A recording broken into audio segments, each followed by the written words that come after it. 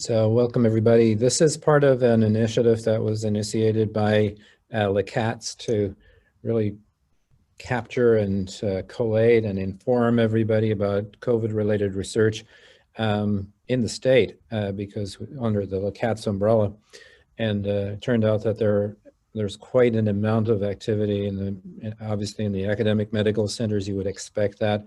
Pennington is less active in the infectious disease space, but there has still been good productivity there and some very interesting avenues of pursuit.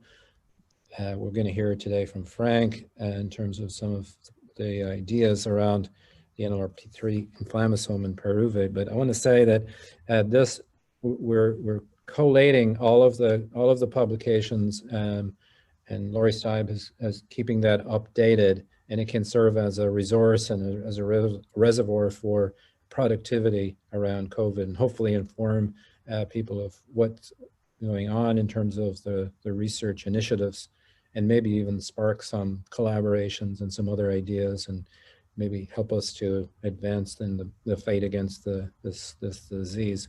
So I just want to say thank you to all of the people who organized this out of the Professional Development Corps, and Megan and Leanne really led on this, and thank you all for that.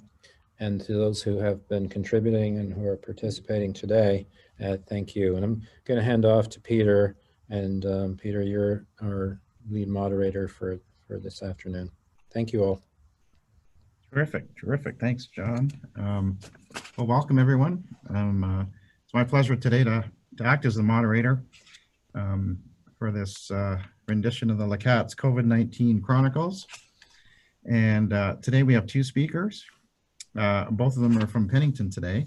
We have Frank Greenway and we have Emily Flanagan.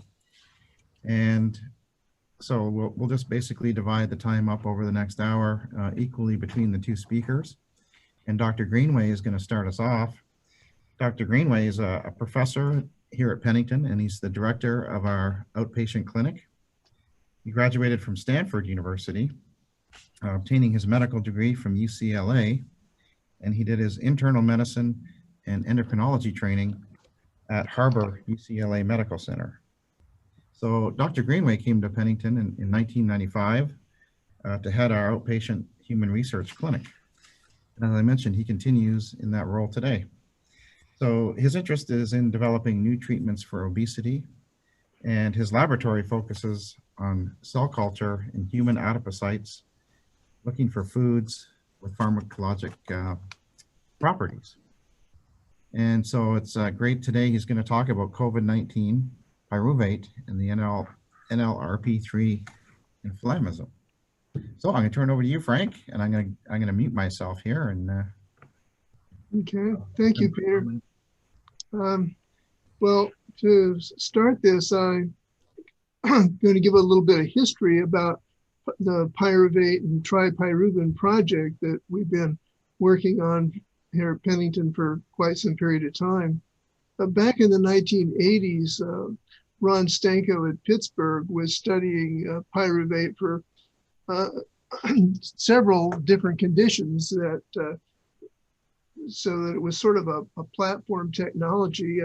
One of the things he looked at was obesity, and it seemed to give 37% more weight loss and 48% more fat loss than the control, and which is the thing that sort of attracted my attention, since that's what I've been interested in. But it also had a number of different things. It reduced the reperfusion injury that occurs to the mucosa after acute rejection of intestinal and transplants and other transplants. The challenge with using pyruvate is that some of the oral uses require large amounts, up to 20% of dietary calories. And that's too much of an acid load to give us pyruvic acid, and it's too much of a salt load to give us sodium pyruvate. And Abbott, some years ago, tried to esterify pyruvate with glycine as a treatment for congestive heart failure, because it's the pyruvate is the only thing that's known to increase cardiac work without increasing cardiac oxygen consumption, but it turned out to be 2/3 of the daily nitrogen load and never really got traction.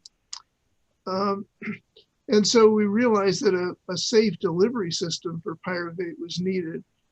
And we wanted to preserve the advantages of having be able to use pyruvate as a food as well as a pharmaceutical compound.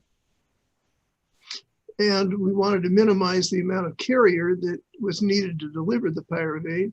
And so we chose glycerol, which is what physiologically delivers fatty acids. And so by combining glycerol with 3 pyruvic acids, one can end up with what we've been calling tripyruvin, because it's the triple ester of glycerol and pyruvate and 3 water molecules. So pyruvate could deliver as either a food or a drug. It is a synthetic compound, but it's like a fat, as if it's like a fat with 3 short chain fatty acids. And as you would expect from short chain fatty acids and medium chain triglycerides, they can't be re-esterified into fat. And in fat storage, they have to be delivered to the liver and oxidized. And so tripyruvin is broken down in the upper gut by the esterases that are released by the pancreas into the upper intestinal tract to break down fats. And the tripyruvin becomes glycerol and pyruvate before it's absorbed into the body. And so it's actually absorbed as 2 foods. And working with Jennifer Rood here at Pennington, we're able to make the tripyruvin.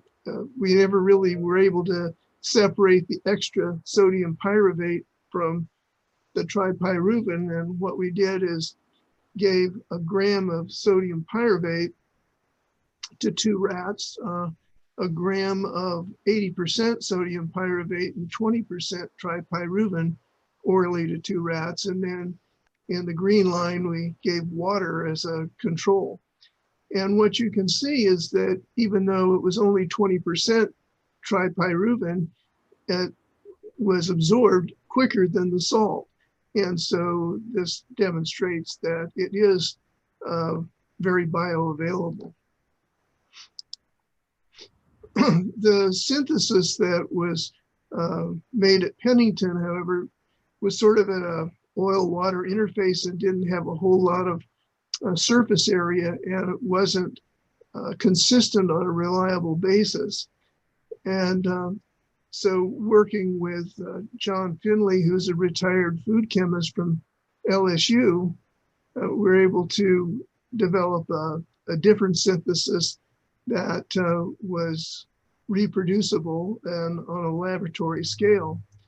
And Guru Ramanathan, who's a adjunct professor at Pennington and has had a lot of experience with manufacturing supplements and pharmaceuticals, is able to hook us up with a group that has GMP scale-up facilities and can clean up the synthesis, meaning remove the extra pyruvate and other things that aren't tripyruvin. And so where we are now is that when the scale-up is completed and we have the GMP material, we can do a toxicology study in animals, and which is necessary for the GRAS affirmation submission to the FDA to declare it a food. And we've already sort of developed a research team to look at the use of tripyruvin for congestive heart failure. Tim Allerton has been sort of spearheading this, and David Lepper at the Medical Center in New Orleans is part of that effort. So now after all that, you say, well, what about COVID-19? And COVID-19 causes tissue damage through inflammation, and the inflammation seems to be initiated by the virus interacting with the NLRP3 inflammasome. And relatively recently, ethyl pyruvate was shown to be a specific inhibitor of the NLRP3 inflammasome, and it inhibits the inflammasome high up in the pathway so that it protects the integrity of the mitochondria, and it doesn't cause potassium efflux or lysosomal rupture. But ethyl pyruvate is not practical, at least for some of the oral uses, because of the amounts needed to be given. And when ethyl pyruvate is broken down, it becomes ethyl alcohol and pyruvate. And so in some of these instances, it's equivalent to about the alcohol content of 2 cocktails. The pre-existing inflammation is a risk for the severity of tissue damage with the COVID-19 disease. But pyruvate inhibits the IL-1 at a 1 millimolar concentration, and the HMGB1 is a nuclear factor that is released as part of the inflammation cascade, and the egress from the nucleus is inhibited by the pyruvate. So the tissue damage caused by the virus occurs in the lung and the liver, the heart, and the kidney, and the endothelial damage that occurs is thought to play a role in the clotting problems seen with the disease. So here's kind of a cartoon that sort of demonstrates the pathways. This up here is the NLRP3 inflammasome, and the virus has ORF1 3A, and means open reading frame 3A from the virus, joins with TAF3 and initiates the activity of this NLRP3 inflammasome, and then it releases pro-caspase-1, which becomes active caspase-1, and the caspase can then transform the pro-IL-1 beta into a mature IL-1 beta, and it's the IL-1 beta that seems to initiate the recruitment of the other cytochromes and is involved with the inflammation that, going unchecked, can go on to the cytokine storm called pyroptosis.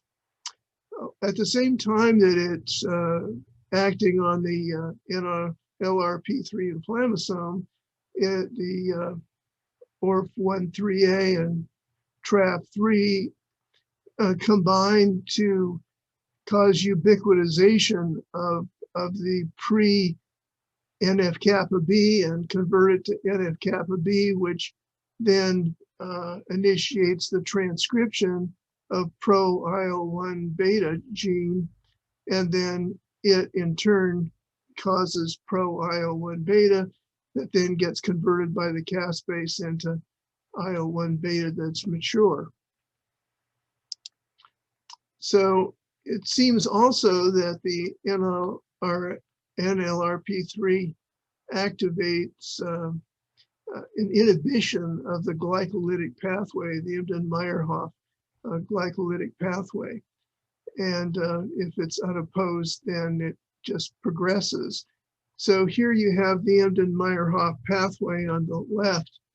And in this case, the cartoon shows so one of the typhoid organisms, but it's the some foreign object like the virus blocks one of the steps in the glycolytic pathway and and blocks the conversion to ATP, and the more of the pyruvate goes to lactate, and in the mitochondria, you have more reactive oxygen species, which then act to contribute to the activation of the inflammasome.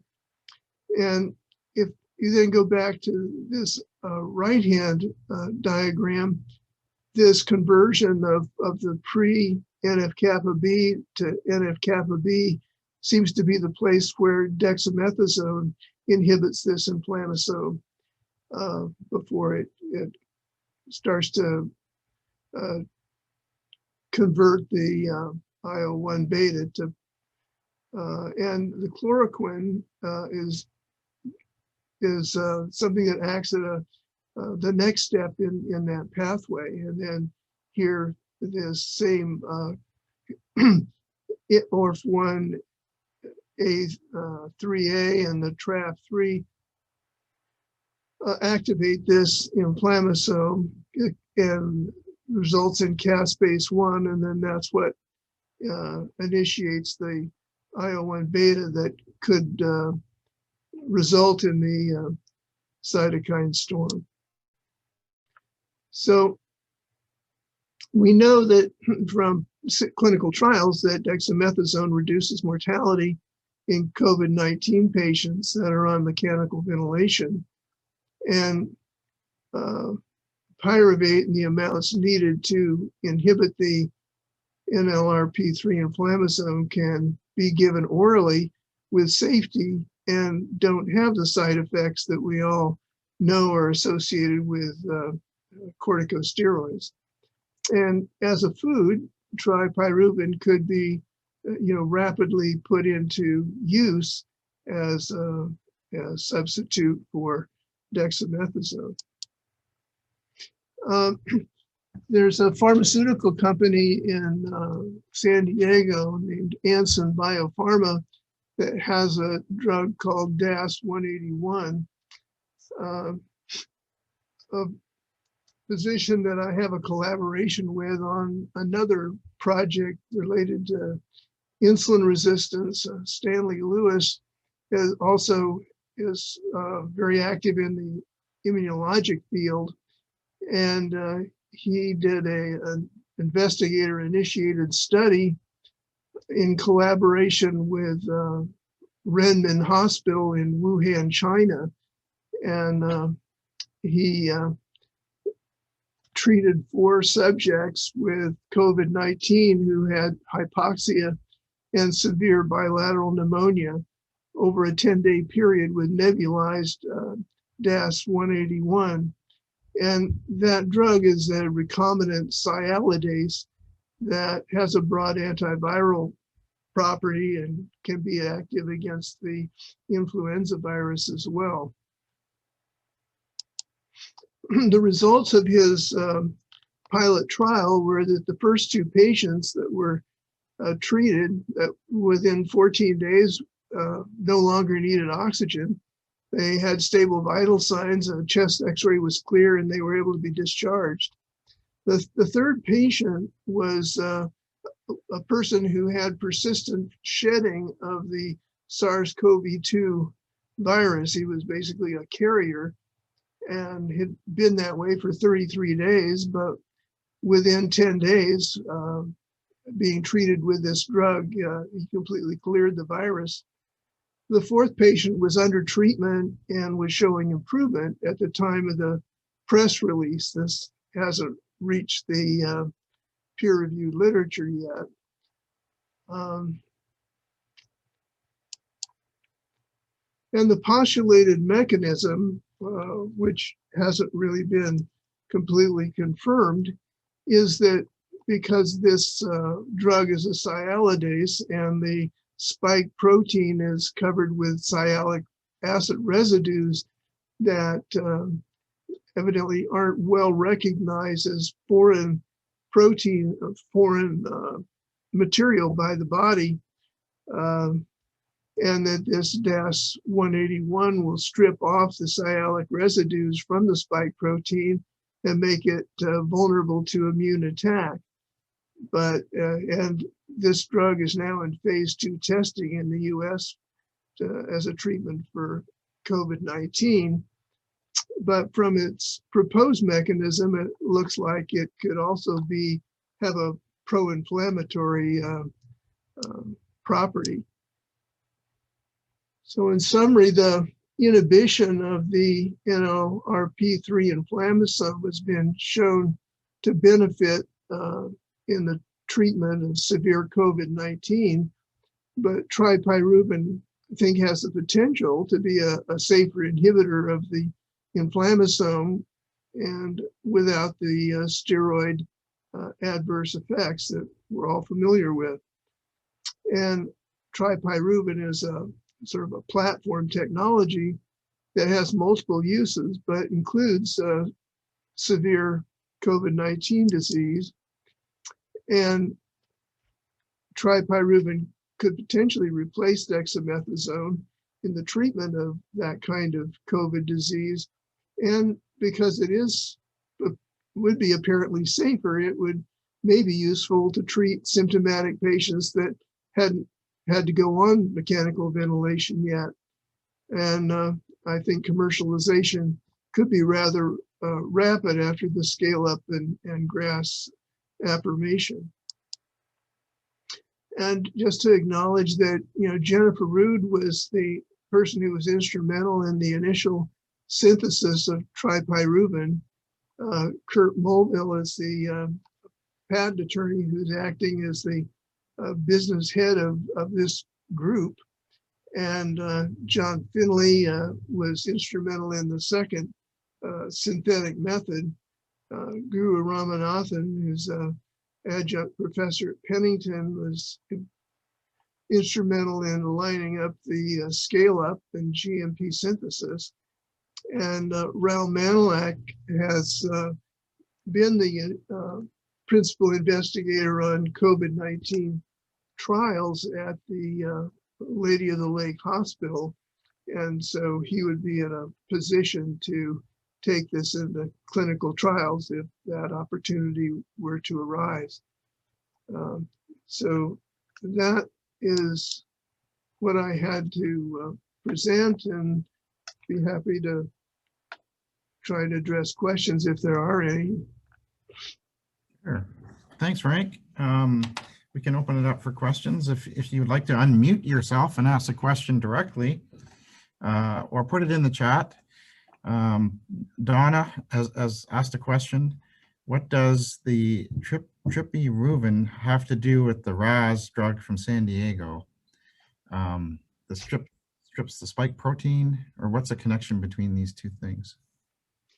Oh, the spike protein is what is the docking protein of the virus into the cells, and that spike kind of goes into the cell, and evidently it doesn't seem to be well recognized as being foreign, and so the infection can tend to perpetuate. And this company in San Diego has a sialidase that we think what it's doing is stripping off those sialic acid residues off of the spike protein. And so it removes sort of the armor, if you will, that protects the spike protein from the immune attack. But what does that have to do with tripyruvin? Oh, that this, because it's exposing the antigens from the virus, it's potentially possible that it could also help to trigger that sort of runaway cytokine storm. And if that were true, then tripyruvin along with this could make that sialidase safer and protect people from that complication.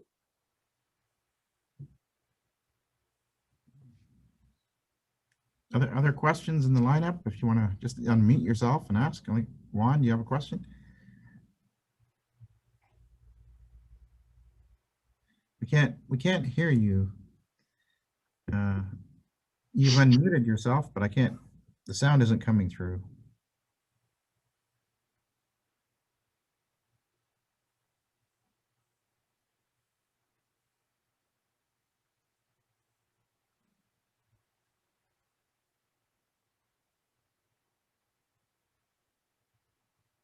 No sound. Okay. Oh, you could type the question in the chat if you like, or does someone else have a question at this time?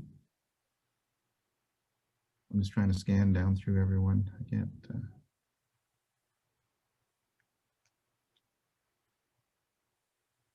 Okay. Well, I'll ask another one, Peter. What does proposed biologic mechanism whereby Tripyruvin would benefit patients with congestive heart failure? The proposed mechanism of the improvement. Well, it seems that the pyruvate can be used by the heart in its metabolism, and it is a more efficient fuel than the fat that it normally uses. And so therefore it can get more work out of the pyruvate without increasing the oxygen consumption. We had a question in the chat about whether patients who are given the DAS 181 were also given the tripyruvin in that series of patients. No, they weren't. The tripyruvin, we're still in the process of trying to scale up and clean up the compound so that we could test to see if it would be a useful adjunct to that drug. There was only 4 patients that have been treated with the DAS 181 that has, been released to the public, and that was through a press release. So if the postulated mechanism is correct, it may well be that there's going to be a certain percentage of those people treated with that are going to have trouble with the triggering of the inflammasome by uncovering all those antigens at once. Yeah, Dr. Latoro has a question. Latoro, DAS 181, how specific is the sialidase for viral targets? Loss of salicylic acid residues may increase hepatic uptake of glycoproteins like erythromycin and reduce its plasma half-life. Well, I mean, I don't really know much about the drug other than, what's been in the press release. Erythropoietin, sorry, I misread that. Oh, okay. Erythropoietin, yeah. Okay. I was somewhat familiar with it, knew about the investigator-initiated trial because I knew the guy who initiated the thing, and I thought it was, at least to me, it was interesting. I thought it would be interesting to, present that, especially because I thought there were some potential synergies between these two approaches. Dr. Kerwin had a question. He sees that nebulized sodium pyruvate has been used to treat COVID-19 patients, but he could not find any real data or results on this. Have you seen anything on that? No, I mean, that's been another way that it's been postulated to be used, and with a nebulized form, you wouldn't have to make it into tripyruvin because you could deliver enough, but it would have to be a drug at that point because supplements and foods are only given orally. Mm-hmm. Okay, well, I think it's time to turn over to the next presentation, but thanks, Frank, appreciate that. And if anyone has any further questions, you can send them along for Dr. Greenway. We're gonna switch gears now and introduce Dr. Emily Flanagan. She's here at Pennington. She received her PhD from University of Miami in 2019, and she's currently a postdoctoral fellow here at Pennington in the Reproductive Endocrinology and Women's Health Laboratory with Dr. Leanne Redmond. Her research is centered on health and lifestyle behaviors that contribute to weight gain and cardiometabolic health during pregnancy and the developmental origins of obesity. So today, Emily is going to talk to us about the impact of COVID-19 stay-at-home orders on health behaviors in adults. So I see. Yes, thank you. Perfect. Thank you very much. Okay, let me do this.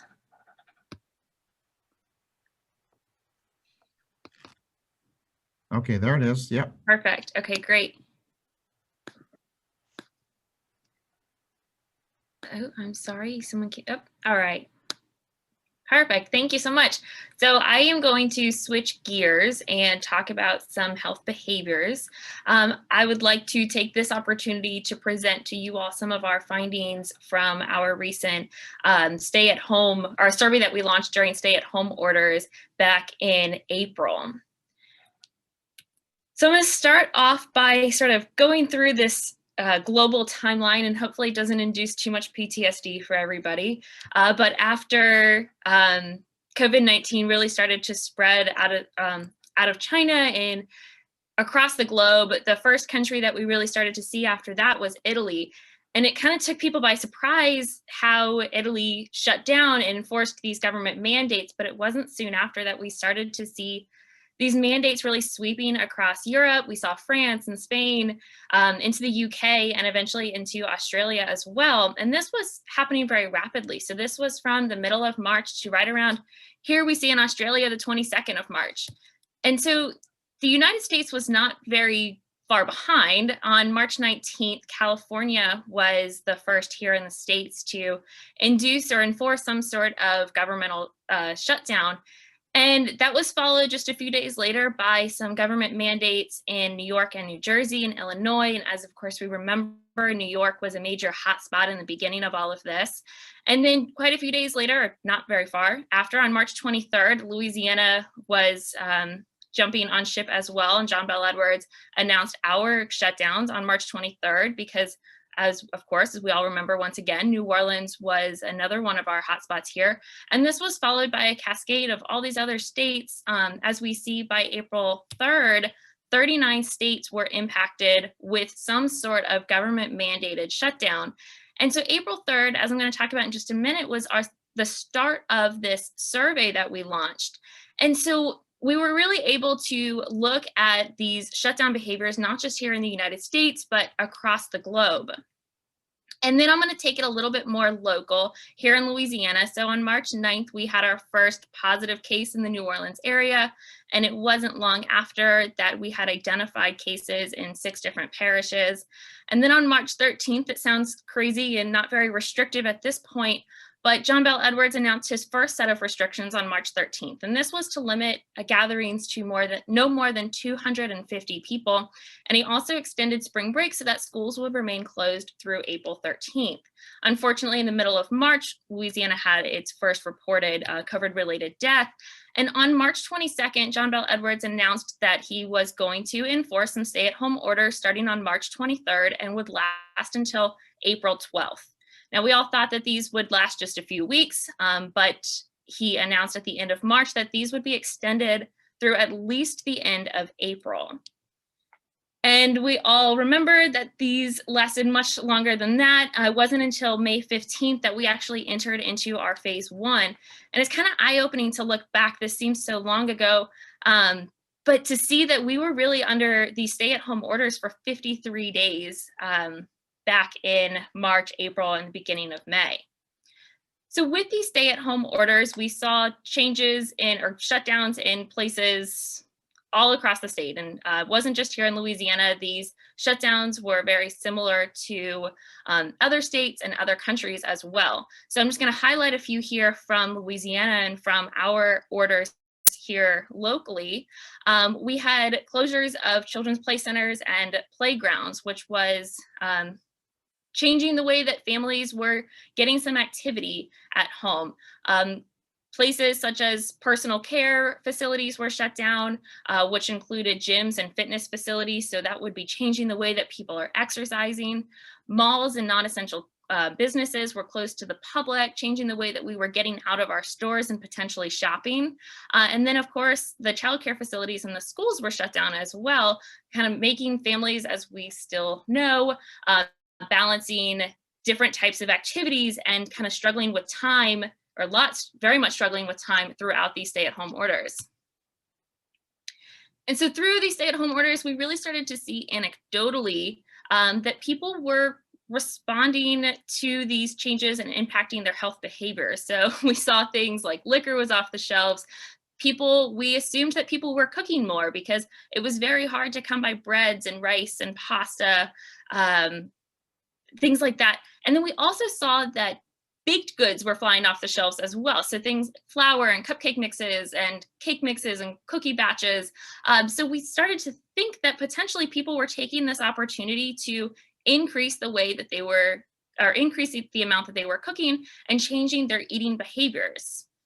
Unfortunately, with this, we saw headlines coming out on tips to maintain your mental health throughout COVID-19, whether this was being directly impacted by the virus itself, or potentially loss of jobs, or just the social isolation from staying at home. And then if you were someone who was trying to keep their physical fitness high throughout these stay-at-home orders because your gyms were shut down and your parks were closed, you may have seen your inboxes flooded with headlines such as the best at-home workouts to stream video services during COVID-19, or if you tried to go out and purchase gym equipment during this time or even order it off of Amazon, it was hard to come by, and the sales were delayed. And so we saw this headline here that fitness equipment grew by 170% during COVID. And so with all of this anecdotal evidence, we knew that in some capacity, behaviors were changing because of this rapid shutdown and this very drastic change to daily life. However, we didn't know how these health behaviors were changing. And with all the anecdotal evidence coming out, we wanted to design a study to actually try to capture how exactly these health behaviors would be changing during the stay-at-home orders. So together with my colleagues, we designed this survey-based study, and it was an online survey study to really quantify the changes in lifestyle and health behaviors in response to the initial peak of COVID-19. We launched the survey on April 3rd, so very soon after our stay-at-home orders were put in place. We all were very busy trying to create this survey to get it launched as quickly as possible to really capture this initial response as best as we could. So we ended up running the survey for 1 month. This was a one-time survey, so it was completely anonymous for participants to respond to. It took about 20 minutes. We had 2 different versions of this survey. So we had a short form, or we call it our short form, and we also had a long form. So individuals could choose if they wanted to give more information on different domains, which I'm going to get into in just a minute in each of those different domains. We advertised this survey through social media. So we used paid social media advertisements here in the United States, as well as other English-speaking countries, because our survey, of course, was written in English. So we advertised primarily to the United States, Australia, Canada, Ireland, and the UK. We also utilized the Pennington listserv to get this survey out, and we used word of mouth or word of social media really to spread this across the globe as best that we could. And so while our overarching aim was to identify general and broad changes in health behaviors in response to the COVID-19 pandemic, we also were curious to see if there would be specific changes to health behaviors by BMI class. And this was because at this time, right at these stay-at-home orders, we started to see the headlines coming out and the scientific articles coming out that obesity is most likely a risk factor for COVID-19, and that individuals with obesity may be faring worse if they were to contract the virus. And then, of course, we all heard about the quarantine 15, and so we wanted to see if there were changes in health behaviors by different weight change categories. So what were those health behaviors that were changed by individuals who gained weight or potentially lost weight instead. So this survey was designed with 5 specific study domains. The first was to look at demographics and household information. So with this domain, we wanted to know what the household looked like. So who were you living with? What's your income, education, etc. And we also wanted to know employment change with COVID-19 because we felt that that was a really, or it is a really important aspect to consider when you're talking about health behaviors in response to the pandemic. And so for each of the more health behaviors and lifestyle behavior changes, this is where the short and long form version comes in. So we needed to utilize investigator-initiated, investigator-created questions really throughout because this was such a unique time, of course. So we had these kind of quick, rapid questions to just get at each of these domains. And then wherever possible, we also utilize validated scales, such as for the dietary behaviors, we utilize the rapid eating assessment. So for the short form, we looked at general cooking patterns and weight change and perceived eating behaviors. And then we utilized the rapid eating assessment, which was an 8-item questionnaire that looked at different categories, 8 different categories to see how often individuals were partaking in different eating behaviors. And so for physical activity, we wanted to see daily physical activity change, of course, but also sedentary time. And we really particularly wanted to look at sedentary time on the weekends versus the weekdays. And this is because with people working from home and balancing time, potentially not sitting in carpool lines or commuting to work, having more unstructured time throughout their day may have increased their sedentary time on the weekdays as opposed to the weekends. And then for this domain, we utilized the Nurses Health Study. And with this, we added a few specific questions that we thought may have been pertinent to COVID-19 shutdown itself, such as online exercise videos or exergaming. And so with this domain, we were able to quantify absolute changes in physical activity minutes, as well as intensity adjusted minutes in the form of metabolic minutes. And on the fourth domain would be to look at mental health. And so with this, we asked individuals what their concern for their own health, as well as the health of others in regard to COVID-19. And we also wanted to look at overall changes in mood. For the long form, we utilized the GAD-7, or the Generalized Anxiety Disorder Scale, which asked about different circumstances to get at overall generalized anxiety. And the last question on this scale was very interesting. It got at symptomatic anxiety. So the question was phrased, if any of these previous 7 items had pertained to you, how difficult did these things make it to do work and take care of things in life? And we felt that that was going to be very pertinent to these stay-at-home orders as well, given the balance of all of the different activities and the different roles in the households at this point. And the last domain was to look at sleep. We wanted to look at sleep timing as well as sleep quality throughout these stay-at-home orders. And so the way that these questions were phrased, we phrased them as before. So what were your behaviors like before the COVID-19 outbreak in your country or region, as well as what were they after or since the COVID-19 outbreak in your country or region? So we asked individuals to think retrospectively back to before their outbreak and answer questions for before then, as well as what they were currently doing within the shutdown. And so here is where we utilized this long form as well. So I'm showing here an example of physical activity. So this is an example of our physical activity short form, just a few questions pulled from this. So we just got at, were you a member of a gym or a fitness facility prior to COVID? And how many minutes are you active per week? And then we asked individuals if they would be willing to answer a few additional questions on this specific domain. And this is where we really asked these longer questions. And so for this example with physical activity, this would be the Nurses Health Study questionnaire. So in total, we had over 12,000 individuals who really consented for this study and wanted to participate. But overall, we had 7,754 individuals with enough data to be included within the analysis, which was fantastic. And we had responses from all 50 states here in the United States, but we also had responses from over 50 different countries. So shown here is just a schematic of where our responses are mostly coming from. So as you can see, the majority of the responses, of course, are coming here from the United States, but we also have quite a few from Canada, Australia, in the UK, and then here locally in the United States, we can see that about half of these responses are coming from Louisiana. The majority of our respondents were female and were white. However, we had a very beautiful distribution of individuals who had healthy weight and overweight, as well as obesity. We had about a third for each of those categories, which allowed us to answer one of those secondary aims to look at changes by BMI class. Now, unfortunately, 16% of our respondents reported that they were laid off due to COVID-19, and 12% filed for unemployment. About a third of our respondents reported that they had reduced income due to COVID-19, and 29% reported that they were working from home due to the pandemic.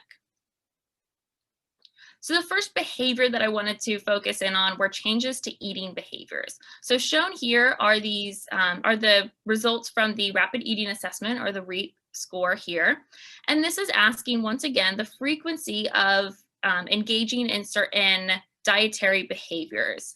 So the way that this is scored is a higher score is more healthy, and a lower score of 1 is less healthy. So for example, if a score of skipping your breakfast went up, that means that you more rarely skipped your breakfast. So if we look at each of these changes across the stay-at-home order, so if we look at the gray, which was the pre-pandemic scores, and the black, which was during the shutdown, we see that we had improvements in 5 of these 8 categories. So individuals were skipping their breakfast less, they were eating less takeout, they were eating more fruits, less fried foods, and less fast food. On the other hand, which kind of goes in line with what we were seeing earlier with this anecdotal evidence, individuals were increasing the amount of sweets and desserts that they were eating, as we saw by the baking shelves being empty. And we also saw an increase in sugar sweetened beverage consumption. So this resulted in an overall eating score increase with the total REAP score. However, when we asked individuals what they thought their health behavior or their eating behaviors, how their eating behaviors changed throughout the pandemic, only 36% of individuals said that they were, 36% of individuals said that they were eating less healthy, while only 21% of individuals reported that they thought that they were eating healthier.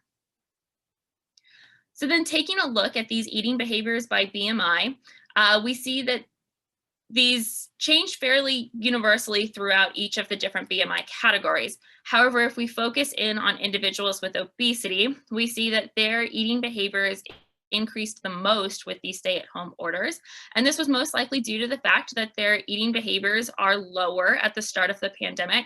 So these drastic changes in daily life really forced a lot of changes onto their dietary behaviors, and their increase was more drastic than individuals with normal weight compared to and overweight.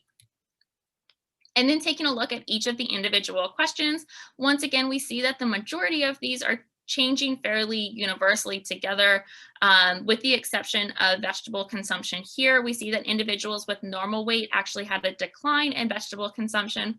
And this is likely due to the fact that their vegetable consumption was higher before the pandemic, and their access to these vegetables or their willingness to go to the store and purchase these vegetables had declined. And so we think that these eating behaviors are really a result of cooking at home more. So the 3 fast foods, fried food, and taking out, those 3 really go hand in hand with each other a lot of times. And so from our survey, we found that individuals reported that they were cooking at least 6 nights per week more. So it went from 39% to 65%. And this was supported by a nice little study that we found from the Hunter Food and Beverage Company that did a survey in 1,000 participants. And they found that about half of their respondents reported that they were cooking more as well as baking more. So that validates what we saw earlier with the increase in sweets and dessert consumption. So then taking a look at physical activity now, we saw that physical activity declined both with absolute minutes as well as these metabolic minutes, or these intensity adjusted minutes. We saw a decline in 18 minutes per week overall, and then about 112 metabolic minute per week decline. And when we take a look by BMI subcategory, we see that these declines once again were fairly universal, and there were no changes between each of the BMI categories here. Now, interestingly, when we took a look at the sedentary leisure time, which include things like screen time, being on the computer, reading books, leisure time for pleasure, not leisure, or sorry, sedentary time for leisure, not sedentary time for work, we saw that it increased 17 minutes on the weekends and even higher on the weekdays. And once again, we think that this is due to the fact that individuals had more unstructured time throughout the day, if they had less commute going to work, etc. And so once again, these were validated by some of the anecdotal reports that we had seen coming out. This was a neat study or a neat report by Fitbit that showed global declines in physical activity as reported by the wearables across the globe. So across the globe, there was an average decline from about 6% to 38% in North America as well as Europe. And these coincide with what we found in our survey as well. So we saw a 6% decline in absolute physical activity and an 8% decline in intensity adjusted physical activity. However, we saw a decline of 13 and 10% in activities such as jogging and running, which are more likely picked up by these activity trackers such as Fitbit. So unfortunately, with this pandemic, of course, we see declines in mental health. So over 75% of individuals reported that they were at least moderately worried for their own health, and only 13% of individuals reported that they were not worried for the health of a family member or a close friend. And this resulted in very large and significant increases in anxiety as shown by the GAD-7 item. And very interestingly, this symptomatic anxiety, which was that last question on the GAD-7, increased by 14% from before the pandemic to after or during. And then I want to focus in here on the changes in anxiety by BMI category. So once again, we see that anxiety is increasing universally across all BMI categories, but when we focus in on individuals with obesity, not only did they have higher levels of anxiety before the pandemic as shown in the black, and higher levels during the pandemic as shown in the gray, the rate of increase was significantly more than individuals with normal weight and overweight. And we think that this is likely due to the fact that at this time, these reports were coming out that individuals with obesity were more at risk for COVID-19, and the associated comorbidities with obesity put individuals at an even greater risk. And lastly, taking a look at sleep behaviors, we saw that sleep timing shifted about an hour later. So individuals were going to bed about 42 minutes later and waking up about an hour later. So not getting a ton more sleep, but their sleep timing was certainly altered. However, almost 44% of individuals reported that their sleep quality was worsened. And very interestingly, almost a third of our respondents reported that they woke up in the middle of the night with worry about the virus. So examples that we included here within this question were if you woke up in the middle of the night to either check your temperature, look at the COVID-related news, or check local numbers. And then here we go. It's our last little snippet here. We wanted to look at health behaviors by weight change category. So overall, we had 27% of our respondents reported that they gained weight. And so remember, this is a survey that was launched very soon after these stay-at-home orders in most cases. So 27% that they reported weight gain in such a short period of time. And looking at individuals with normal weight, 25% of those individuals reported weight gain, whereas 21% in individuals with overweight. However, a third of individuals with obesity reported that they had gained weight. And so I'm just going to show this here. I know there's a lot going on, but I just want to focus in on this gained weight column here. So we wanted to see if if there were specific health behaviors that really contributed to individuals reporting that they gained weight. But if we focus in on this column, we see that these individuals who gained weight really had the most drastic changes in their health behaviors. These were These are the individuals who are not working from home as much. They are being laid off the most. They did not have any changes in their their dietary behaviors, whereas others had increases in their dietary behaviors. They had the largest declines in physical activity and the largest increases to sedentary behaviors and the most drastic changes to sleep, as well as the most drastic increases in anxiety. So of course, with this, this survey-based study, we had some inherent limitations. While this was a study designed to capture these health behaviors, it wasn't anecdotal. We do have these limitations. And so first and foremost, the majority of our respondents were female, were white, and were from a similar geographic region, despite our best efforts to recruit a broad range of individuals. And of course, inherent limitations of self-reported data. And then it was interesting, we actually created this survey with the idea that we were going to capture health behavior changes in response to COVID-19 in general. When we created this, we thought we would launch it for 2 weeks throughout these initial stay-at-home orders of April 12th. But as time kept going forward, we realized, of course, as everybody, that this was going to be a very long-lasting thing.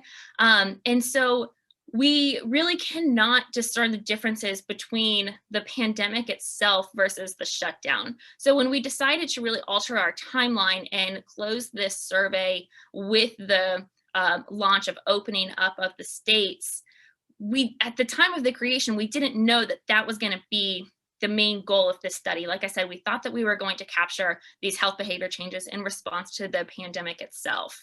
And so because this was an anonymous survey, which we think is one of the reasons we attracted so many individuals, unfortunately, we're not able to follow up with the participants to see how their health behaviors have changed as time has gone on. And so just real quick, we have some other papers to come. I know I'm running out of time here. We are trying to answer a call to action to ACSM on ways to creatively increase physical activity throughout the pandemic, as well as look at some racial disparities in health-related behaviors in response to these stay-at-home orders. And I just put this here, if this is of any interest to you, if any of this data that I've showed you is any interest and you're interested in some health behaviors, please contact us. We're always looking for collaborators. And so with this was a very large effort amongst all of us here to get this survey launched so quickly. And so here's our paper here. It's in Press at Obesity, and we were funded through the NORC and LCATS. Thank you. All right, thank you, Emily. So we have time for a couple questions. If people have questions they'd like to ask, again, feel free to unmute yourself and ask a question or put it in the chat. Let me check the chat. I don't have anything in the chat right now. Let's see.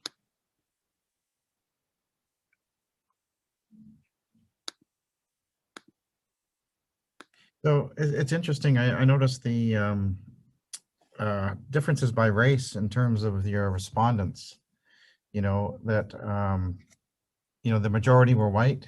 Mm-hmm.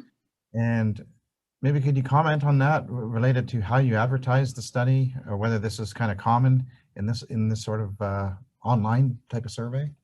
Yeah, so we did some digging into that, because not only were they white, but they were also female. So we wanted to see kind of the demographics of who we were advertising to. So we advertised through Facebook primarily, but we did strategic advertisements. So we were really surprised with these numbers, actually.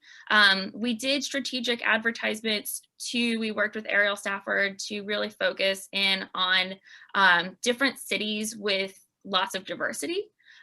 So we were surprised that that didn't take, and that these responses really came back the way that they were. And of course, that is a very large limitation to this data set, that it's not as diverse as we would have hoped. Dr. Kerwin had a question. What behaviors best reflected the group who lost weight?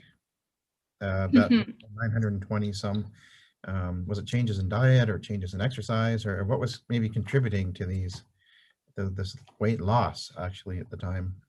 So we didn't run a direct analysis on that, but as we saw, it really was a myriad of all of these factors. They had the largest negative changes in all of the behaviors. So they did not increase their dietary healthfulness score, and they also had the largest declines in physical activity. So we're really thinking of those two together, most likely what impacted those who gained weight. And also those were the individuals with increases, with the largest increases in anxiety. And we all know the relationship between anxiety and mental health, and declines in physical activity and increases in certain eating behaviors.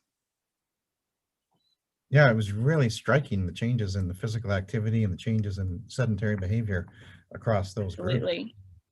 The weight gain, boy, that was just such a dramatic drop. It was very prominent. Yeah, something. Mm-hmm. All right, other questions? I'm not seeing anything in the chat, and it's 5.00, right on the nose. So I think what we'll do is let everyone go.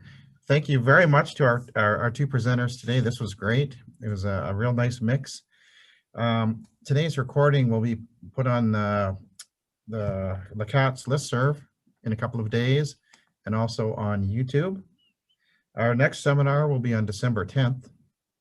This will be hosted by Daniel Sarpong of Xavier University, and the topic will be on community engagement and research addressing COVID-19. So we also welcome more speakers. If anyone's interested in presenting in the seminar series, please email info@lacats.org or contact any one of us here online here, and we can set you up. So with that, thank you all for your attention. And again, thanks to the speakers. Very nice job. Thank you. Thank you. Thank you.